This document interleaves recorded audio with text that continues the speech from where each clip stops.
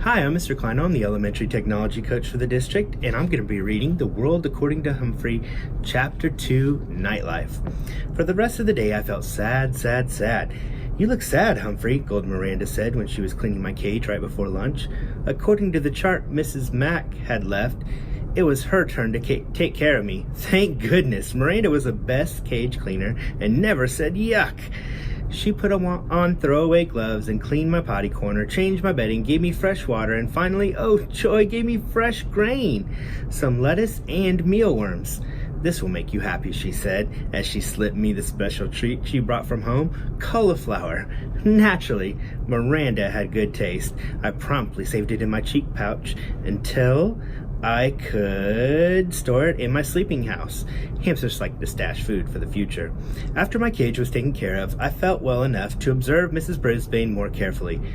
Now, Mrs. Mack was tall, wore bright blouses, short skirts, and high shoes. She wore bracelets that jingled. She spoke in a loud voice and waved her arms and walked all around the room when she taught. Mrs. Brisbane, on the other hand, was short with short gray hair. She wore dark clothes and flat shoes and didn't jingle at all. She spoke in a voice just loud enough to hear and sat at her desk or stood at the chalkboard when she talked.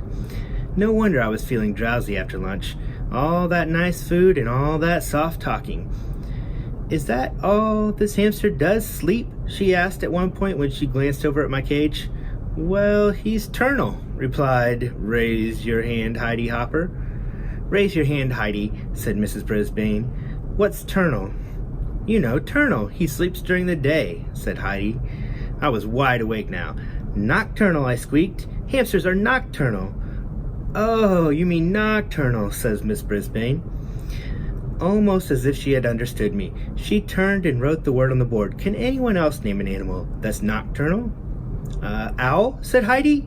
Raise your hand, Heidi, said Mrs. Brisbane. But that is correct. An owl is nocturnal. Anyone else? A voice shouted out, My dad! Mrs. Brisbane looked around. Who said that? He did. AJ. Garth Tugwell pointed at AJ. Both boys sat at the table nearest to my cage. What about your dad? Mrs. Brisbane asked. AJ squirmed in his seat. Well, my mom always says my dad is nocturnal because he stays up so late watching TV. Stop giggling, Gail, and a few of the other students snickered. Mrs. Brisbane didn't crack a smile. Her use of the word is correct, she said, though technically, humans are not nocturnal. Any others?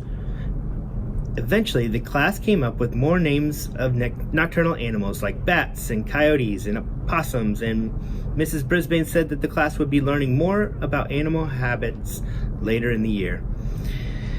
If she'd just look at me, she could learn a lot. But I noticed for the rest of the day that Miss Brisbane stayed far away from my cage, as if I had a disease or something. She read a mighty fine story to us in the afternoon, though. In fact, I couldn't get back to my nap afterward.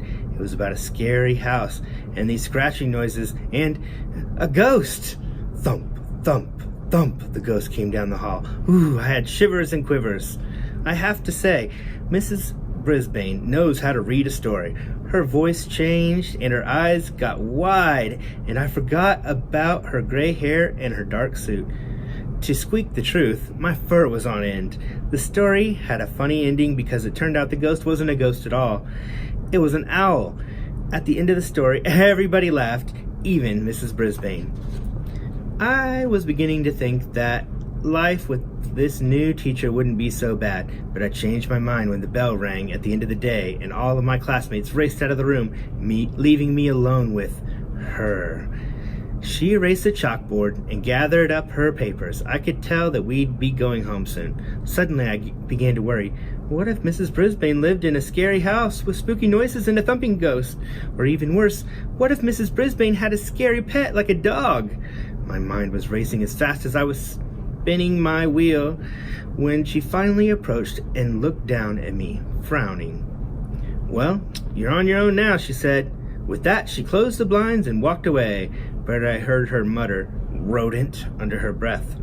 She left the classroom and closed the door. She left me alone, all alone in room 26. I had never been alone before. As the room slowly grew darker and quieter, I thought back to the happy times at Mrs. Mac's apartment. There were always cheery lights and music and telephone talking, and oh dear, during the day I never noticed how the clock on the wall ticked off the seconds, one by one, very loudly. Tick, tick, tick. I was feeling sick, sick, sick. I wondered if there were any owls around room 22, or ghosts. I tried to pass the time by writing in my notebook about pet-o-rama and my days at Miss Mac's apartment. Writing took my mind off my jittery nerves, but eventually my writing paw began to ache and I had to stop my scratchings. If only I could roam free as I had at Miss Mac's apartment. Then I remembered the lock that doesn't lock.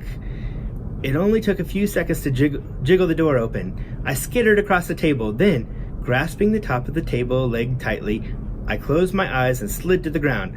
Ha ha! Freedom! I dashed along the shiny floor.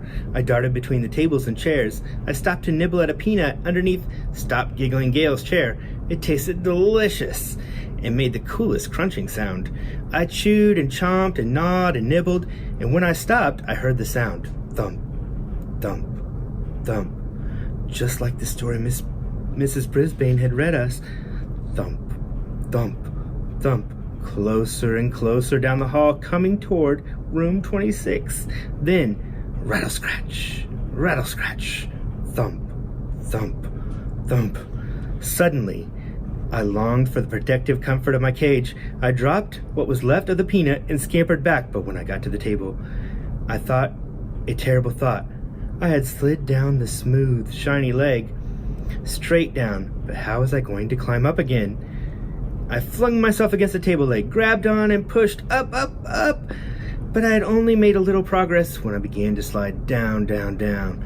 I was right back where I started. The rattling got louder. The sounds weren't coming towards room 26 anymore. They were coming in room 26. Just then, I noticed a long cord running down from the blinds. Without hesitation, I leaped up and grabbed the cord and began swinging back and forth. My stomach churned, and I wished I'd never touched that peanut. But with each swing, I got a little higher off the ground. As soon as I saw the edge of the table, I closed my eyes and dived towards it. Whoosh! I slid across the table and scampered into the cage. As I pulled the door behind me, I was suddenly blinded by light. The something had turned on the lights and was clomping across the floor. It was huge and heavy and coming right toward me. Just then, my eyes adjusted to the light and I saw the thing. It was a man. Well, well, who have we here? A new student? A voice boomed. The man was smiling down at me. My, that was a lovely piece of fur across his upper lip, a nice black mustache. He bent down to peer in at me. I'm Aldo Amato, and who are you? I'm Humphrey, and you scared me half to death, I told him. But as always, all that came out was squeak, squeak, squeak. Aldo squinted at the sign on my cage. Oh, you're Humphrey. I hope I didn't scare you half to death, he said with a laugh. I've just come to clean the room. I come every night. But where have you been, he said. He rolled up a big cart with a bucket and mops and brooms and all kinds of bottles and rags on it. Oh, that's right, he replied, as if we were having a real conversation. Mrs. Brisbane came back today. She's a good teacher, you know, Humphrey. Been teaching here a long time. Wish I had a good teacher like her. Say, do you like music, Humphrey? Squeak, squeak, squeak, I tried to tell him. I love music, almost as much as I love Miss Mac. Suddenly, a song came blasting out of a radio on his cart, and he set to work, sweeping, mopping, moving desks, dusting. But Aldo Amato didn't just dust and mop. He spun and swayed. He hopped and leaped. He twisted and twirled. How do you like the floor show? Aldo asked me as he grasped the mop like a dancer holding his partner. Get it? It's a floor show? 'Cause I'm cleaning the floor? Then Aldo roared the biggest roar of a laugh I've ever heard. His big mustache shook so much I thought it might fall off. You like that? I'll show you real talent, Humphrey. Aldo Amato picked up his broom and very carefully stood it up with the very tip balancing on one outstretched fingertip. It wiggled from side to side, but Aldo moved with the broom and managed to keep it balanced straight in the air for an amazingly long time. When he was finished, he bowed deeply and said, What do you think? I'm gonna join the circus." And he roared again. Then Aldo wiped his forehead with a big bandana and sat down at the table where AJ usually sits. "You know what, Humphrey? You're such good company. I think I'll take my dinner break with you. Do you mind?" "Please, please, please," I squeaked. Aldo pulled his chair right up to my cage. "Hey, you're a handsome guy, like me. Here, a little bit of green won't hurt you, will it?" He tore off a piece of lettuce from a sandwich and pushed it through the bars. Of course I hid it in my cheek pouch. Aldo giggled. "Good for you, Humphrey. Always save something for a rainy day."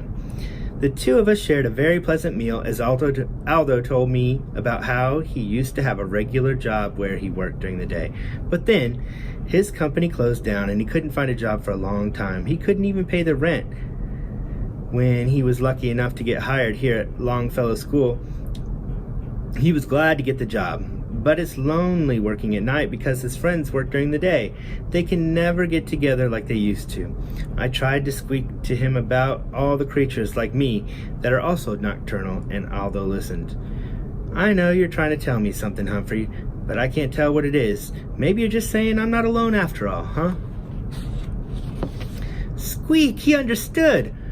Aldo stood up and threw his trash into the plastic bag on his cart. "Well, I've got a lot of other rooms to clean, my friend, but I'll be back tomorrow night. Maybe I'll take my dinner break with you again."